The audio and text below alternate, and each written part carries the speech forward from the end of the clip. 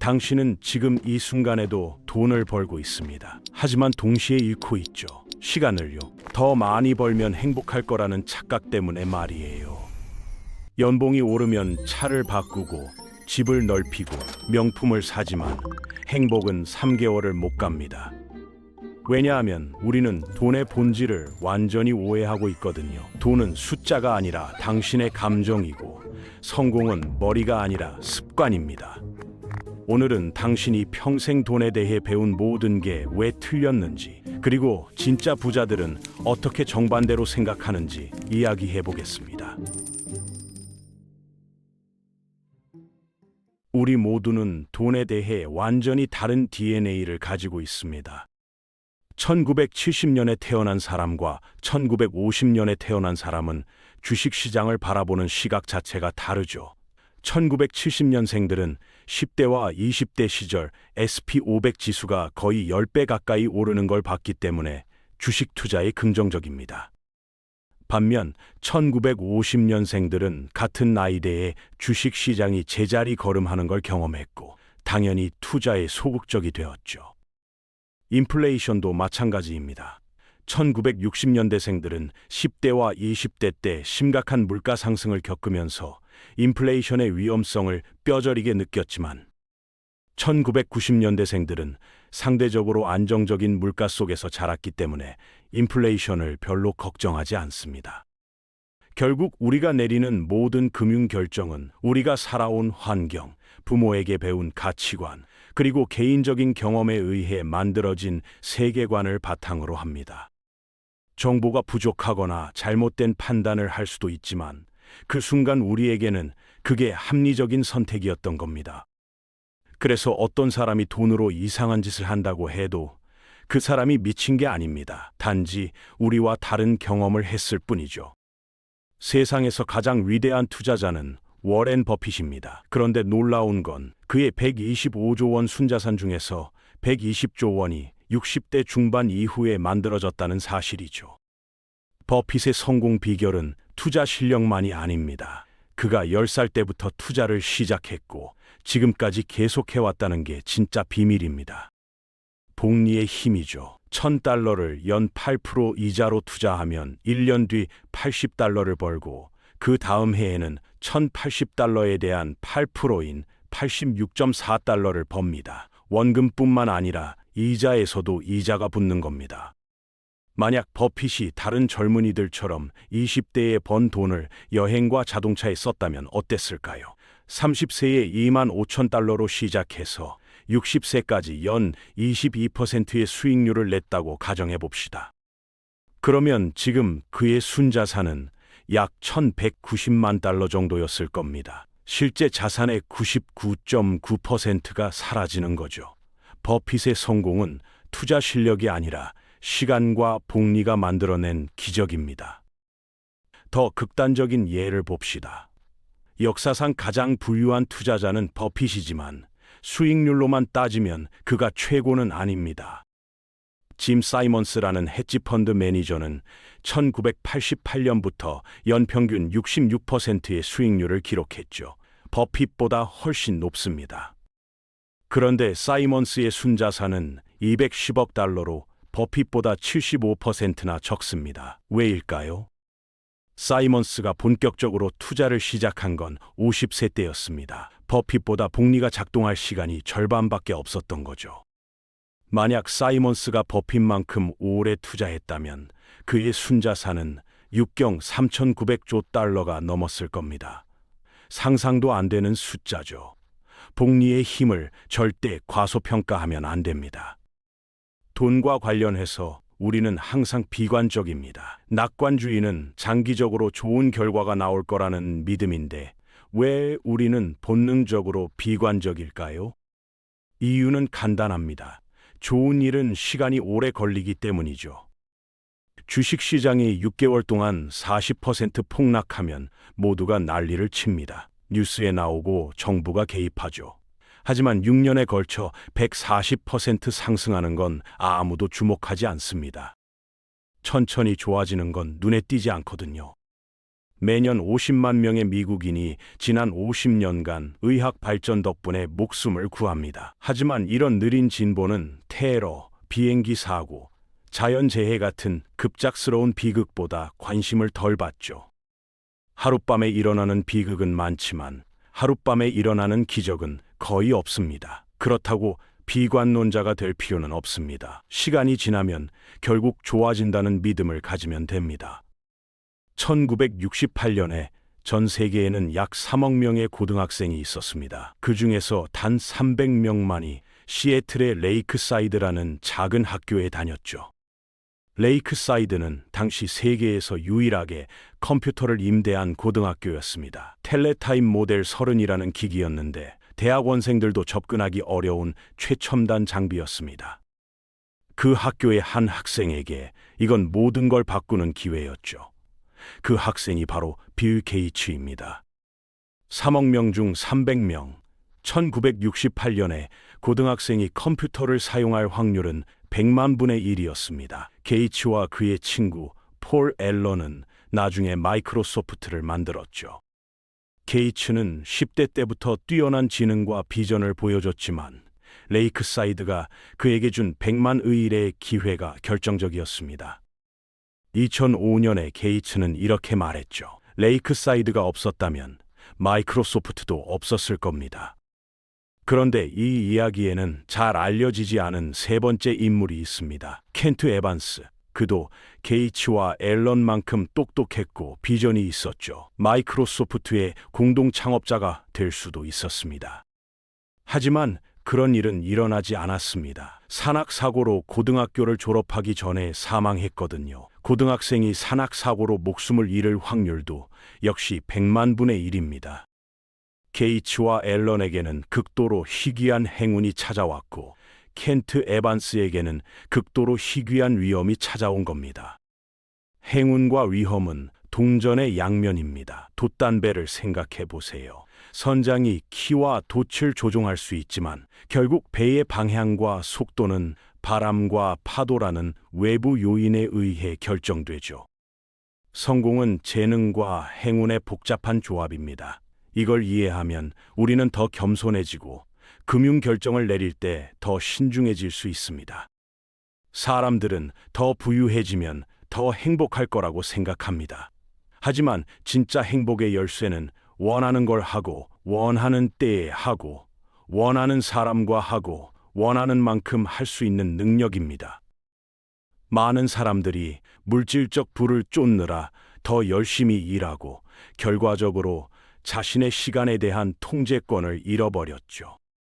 그런데 연구 결과를 보면 삶에 대한 통제력이 행복의 가장 강력한 예측 변수입니다. 연봉, 집 크기, 직업 명성보다 더 중요하죠. 결국 시간을 통제하는 것이 돈이 주는 최고의 배당입니다. 시간의 가치를 무시하고 돈만 쫓는 건 구멍난 양동이에 물을 붓는 것과 같습니다. 아무리 많은 물을 부어도 계속 새어나가죠. 마찬가지로 아무리 많은 돈을 모아도 시간을 통제할 수 없다면 지속적인 행복을 얻을 수 없습니다. 하인츠 베르그루에는 나치 독일을 탈출해 미국에 정착한 후 역사상 가장 성공한 미술상 중 한 명이 되었습니다. 피카소, 클레, 마티스 같은 유명 작가들의 작품을 엄청나게 모았고 2000년에 컬렉션의 일부를 1억 유로 이상에 팔았죠. 그의 비결은 뭐였을까요? 실력이었을까요? 행운이었을까요? 호라이즌이라는 연구회사에 따르면 위대한 투자자들은 엄청난 양의 미술품을 사서 오랫동안 보유합니다. 그중 몇 점이 유명해지고 큰 돈을 벌 때까지 기다리는 거죠. 대부분의 그림은 별 가치가 없지만 그건 중요하지 않습니다. 베르그루엔이 평생 모은 작품의 99%는 별 가치가 없었을 겁니다. 대부분은 틀렸던 거죠. 하지만 나머지 1%가 피카소 같은 작가의 작품으로 밝혀지면 모든 게 달라집니다. 이런 현상을 롱테일이라고 부릅니다. 소수의 사건이 대부분의 결과를 만들어내는 거죠. 베르그루엔의 재산은 바로 이 롱테일에서 나왔습니다. 이 개념은 비즈니스와 투자에도 똑같이 적용됩니다. 벤처 캐피털을 보세요. 대부분의 스타트업은 실패하고 손실을 냅니다. 하지만 몇 개의 이상치 스타트업이 20배 이상의 수익을 내면 모든 손실을 만회하죠. 아마존을 예로 들어볼까요? 2018년에 아마존은 단 한 개 기업이면서도 S&P 500 수익률의 6%를 차지했습니다. 아마존 내부를 들여다보면 성장은 주로 두 개의 롱테일 이벤트에서 나왔습니다. 바로 아마존 프라임과 AWS죠. 이 두 제품만으로도 파이어폰이나 여행사업 같은 실패한 실험들을 모두 상쇄하고도 남았습니다. 파이어폰의 참담한 실패 이후 제프 베조스는 주주들에게 사과하는 대신 이렇게 말했습니다. 이게 큰 실패라고 생각하신다면 우리는 지금 훨씬 더 큰 실패를 준비하고 있습니다. 농담이 아닙니다. 그중 몇몇은 파이어폰을 아주 작은 점으로 보이게 만들 겁니다. 베조스는 알고 있었던 거죠. 대부분의 제품이 실패해도 괜찮다는 걸. 그 과정에서 모든 걸 이끄는 1%의 롱테일 제품이 나오면 되니까요. 롱테일 이벤트는 우리가 잘 인식하지 못합니다. 완성된 제품만 보고 그 과정의 수많은 실패는 보지 못하기 때문이죠. 스탠드업 코미디언을 생각해 보세요. 넷플릭스 스페셜을 보면 와, 이 코미디언 정말 대단하다라고 생각합니다. 하지만 우리가 보지 못하는 건 전국 작은 클럽들에서 시도했던 수많은 실패한 농담들이죠. 넷플릭스 스페셜은 실제로 사람들을 웃긴 1%의 롱테일 농담들만 모은 겁니다. 나머지 99%는 그저 그랬을 거예요. 투자에서도 마찬가지입니다. 롱테일이 모든 걸 지배하지만 대부분은 이걸 무시하죠. 뭔가 잘못되면 우리는 과잉 반응합니다. 하지만 롱테일이 모든 걸 이끈다는 걸 받아들이면 많은 것들이 잘못되고 실패해도 괜찮다는 걸 알게 됩니다. 워렌 버핏이 고른 거의 500개 주식 중에서 단 10개만이 그의 돈 대부분을 만들었다는 걸 기억하세요. 좋은 주식 선택자도 절반만 맞습니다. 좋은 리더도 절반만 올바른 결정을 내리죠. 때때로 틀릴 수 있다는 사실이 시간이 지나면 결국 잘 될 수 없다는 의미는 아닙니다. 부자와 부유함의 차이를 이해하는 게 정말 중요합니다. 부자는 현재 소득과 소유한 물건에 관한 것이고 부유함은 아직 쓰지 않은 금융자산에 관한 겁니다. 진짜 부는 보이는 게 아니라 보이지 않는 거죠. 람보르기니를 모는 사람을 보면 부유하다고 생각하기 쉽지만 외모는 속일 수 있습니다. 실제로 많은 사람들이 수입을 넘어서는 생활을 하고 빚으로 화려한 라이프 스타일을 유지하고 있거든요. 부는 당신이 모으는 차, 다이아몬드 반지, 소유한 집이 아닙니다. 아직 쓰지 않은 금융자산이죠. 부를 축적하려면 자제력과 절제가 필요합니다. 당신이 거절한 다이아몬드, 시계, 1등석 업그레이드가 모두 당신의 부에 기여합니다. 돈을 펑펑 쓰는 부자 롤모델을 찾기는 쉽지만 진짜 부는 숨겨져 있어서 따라하기 어렵죠. 우리는 돈이 있다는 건 돈을 쓴다는 뜻이라고 세뇌되어 있지만 진짜 부를 쌓는 열쇠는 가진 돈을 저축하고 투자하는 겁니다. 사실 부유해지는 유일한 방법은 가진 돈을 쓰지 않는 것이죠. 다음에 누군가 멋진 차를 몰거나 큰 집에 사는 걸 보면 겉모습만으로 부를 판단할 수 없다는 걸 기억하세요. 진짜 부의 열쇠는 자제력, 절제, 자산 구축, 그리고 미래에 대한 투자입니다. 산을 오른다고 상상해 보세요. 정상에 도달해서 멋진 전망을 보는 게 목표입니다. 그날 햇빛이 비칠 수도 있고 비가 올 수도 있죠. 길을 잃을 수도 있고 넘어져서 다칠 수도 있습니다. 등반의 어려움은 실제로 해보기 전까지는 분명하지 않습니다. 땅에서 올려다보면 길이 명확해 보이지만 올라가는 동안 분명히 경로를 재평가하고 바꿔야 할 겁니다. 하지만 당신은 정상까지 안전하게 데려다줄 황금 에스컬레이터 같은 게 있다는 환상을 갖지 않습니다. 등반을 시작하기 전에 이 불확실성과 위험이 정상에 도달하기 위해 지불해야 할 대가라는 걸 이해하고 있죠.